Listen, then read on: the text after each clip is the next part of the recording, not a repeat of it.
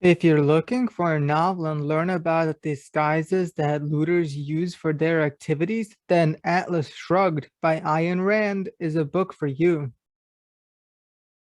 There are many strikes of labor. This is a story about the strike of the mind. When those with a mind are persecuted and blamed for all problems while still forced to be productive, they have a few options. They can continue letting their brain to be looted, or can stop thinking, or leave to use their skills elsewhere. Some cannot help but work harder even as the outcomes of that effort is looted.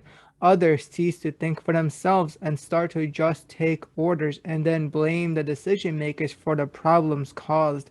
But over time, many of the decision makers vanish.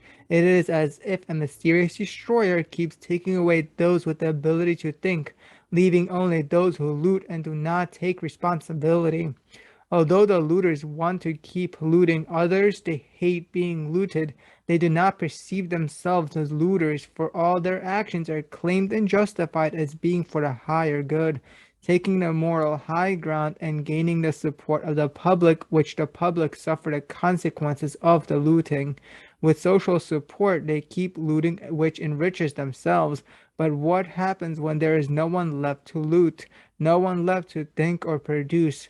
Whom are they to blame? Within the story, such questions that have uncertain answers are themselves answered with the question, who is John Galt?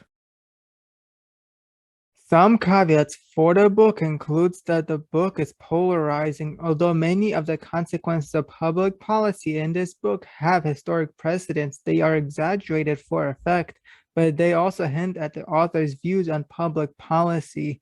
The protagonists are major industrialists who are persecuted for their greed, but do not seem to be willing to engage in politics, with the implication that it is their greed that causes them to be productive.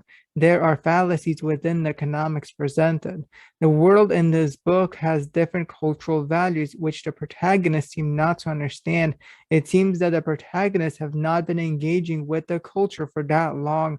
They seek to understand that culture, and when that understanding comes, they gain power.